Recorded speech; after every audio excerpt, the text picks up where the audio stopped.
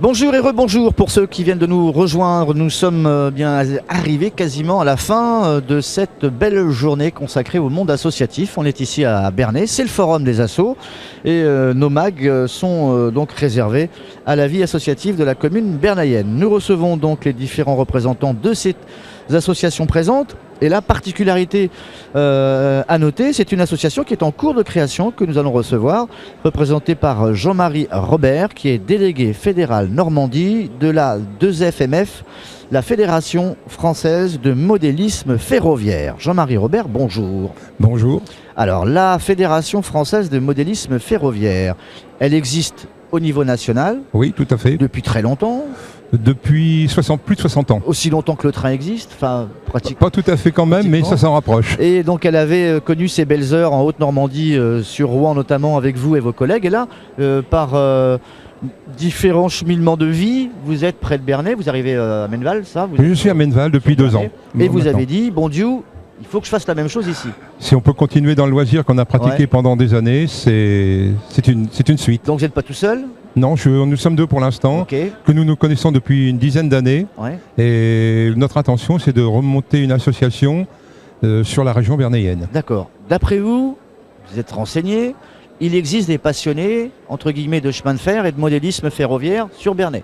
Oui, parce que nous avons déjà, depuis ce matin, une dizaine de contacts sérieux.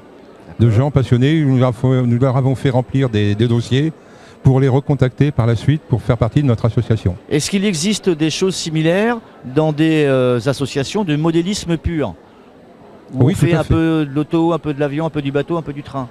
Oui, tout à fait. Ça, toutes les associations, enfin toutes les disciplines modélistiques ont ce procédé. Alors par contre, lorsqu'on se perfectionne et spécialise dans le chemin de fer, il faut un local conséquent, il faut de la place. C'est ce que l'on espère. Voilà.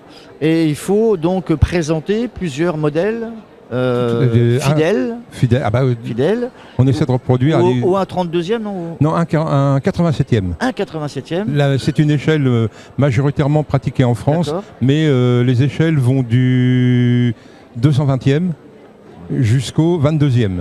D'accord, c'est pas que le train. C'est la gare. Ah, c'est tout. C'est le train avec son environnement et son décor. La vie ferroviaire. Voilà, tout à fait. Avec les personnages, les cheminots. Et chacun dans l'association peut pratiquer sa discipline, soit le montage de kits, de décors de train. C'est une activité tout à fait complète. Donc en fait, votre activité principale, c'est de continuer à faire l'enfant, quoi. Vous jouez. Nous sommes toujours des grands enfants. Vous êtes des grands enfants. Tout à fait. Ça reste sérieux, mais en fait, c'est un peu s'amuser, quoi. On n'a jamais été aussi sérieux. Voilà, j'imagine bien. Puisque je pense que vous êtes aussi scruté, il faut vraiment fidéliser les choses.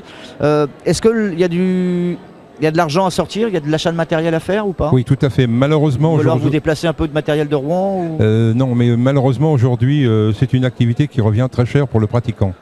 Les prix ont augmenté de manière exponentielle et on ne peut rien y faire. C'est un peu dommage. Ce qui d'ailleurs fait un peu diminuer les activités de certains clubs. L'objet financier est un handicap pour certains. Qu'est-ce qui a augmenté sur la matière première? C'est la même? Il y a du plastique, il y a du... Le marché. C'est le marché? Le marché, c'est un marché qui n'est pas porteur, donc les profiteurs veulent toujours faire le même bénéfice.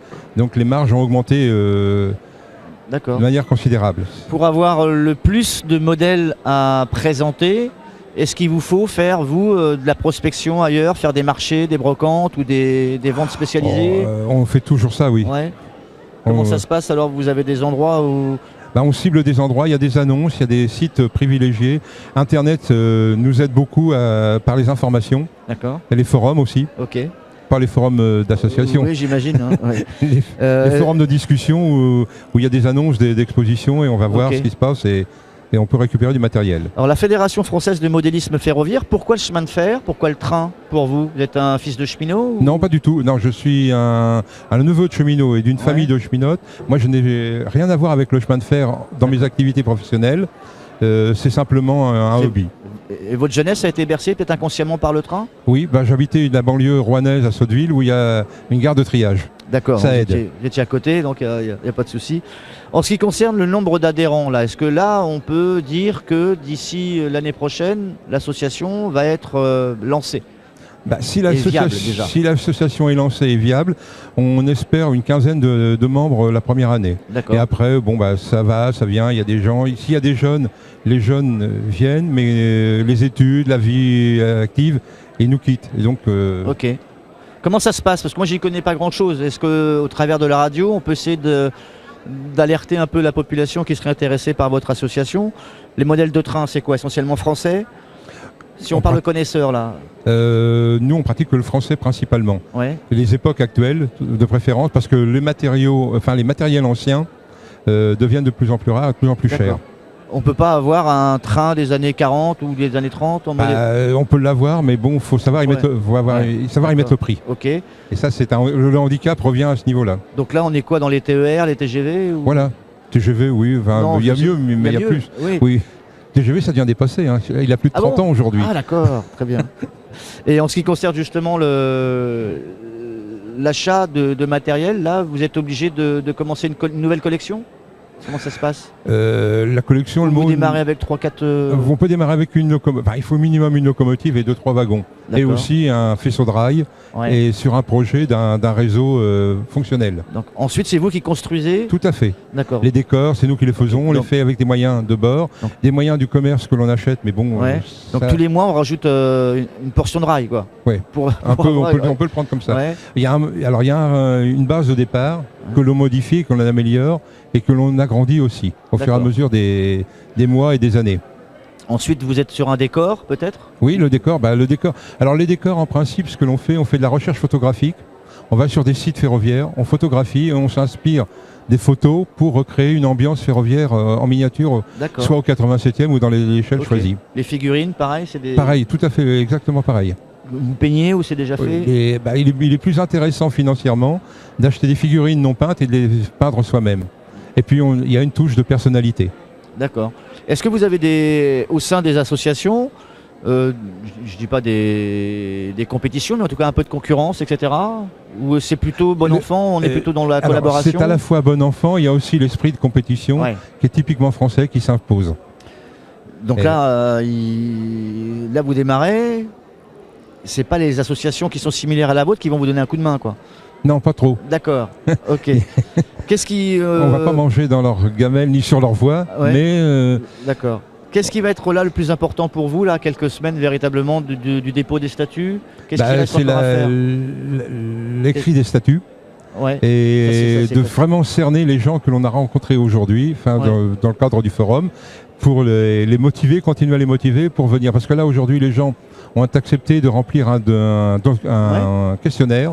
Et après, ça va être à nous de les recontacter pour vraiment les sonder à fond et les motiver pour venir nous rejoindre définitivement. L'accueil de la ville de Bernay, ça a été positif? Très correct, très positif. Donc, et le siège sera ici ou sur Menneval? Peut-être chez vous, peut-être au début, on ne sait pas encore? Le siège sera à l'adresse du président. À l'adresse du président, voilà. D'accord. Pour l'instant, vous êtes deux, donc vous êtes le délégué fédéral Normandie, vous êtes un peu le président de l'asso ou pas? La tête pensante, on va dire. Président, oui, peut-être pas. De toute façon, il faut donc... il en faudra un, une tête pensante et un trésorier. Oui. Et puis ensuite, donc des membres adhérents, tout à fait. etc. Est-ce qu'on a chiffré à peu près l'adhésion ou pas? Alors l'adhésion dépend de plein de choses. Dans un club, quand il y a un local qui est offert par une administration quelle qu'elle soit la mairie, soit la SNCF, soit l'adhésion diminue parce qu'on n'a pas de charge. Les seules charges qui imposent une association comme la nôtre, ce sont les assurances. Et après, l'achat du matériel sur un projet bien typé. D'accord. En ce qui concerne donc l'adresse, les contacts, le site internet, est-ce que tout ça c'est fait ou pas? Les contacts pour l'instant c'est mon adresse personnelle et mon adresse mail que je vous ai remis tout à l'heure. Et le local, pour l'instant on n'a rien. Est-ce qu'on peut se faire un site internet? Ah si, par contre on a eu une offre de la mairie, de la maison des associations, qui la responsable nous a dit que si on avait besoin de salles de réunion, elles étaient à notre disposition. D'accord. Ce qui est très sympathique parce que pour une association, disons entre guillemets débutante, c'est un plus. Un petit numéro de téléphone, Jean-Marie, pour vous contacter, c'est où? Alors c'est le 06 80 71 69 28. Très bien. Jean-Marie Robert, délégué fédéral Normandie de la Fédération française de modélisme ferroviaire. Merci d'avoir accepté notre invitation. On vous souhaite bon vent, c'est ça qu'on dit quand on prend le Tout à train. fait. Bonne voie. Bonne voie et à très vite. Au revoir. Et merci à vous de m'avoir accueilli. Merci.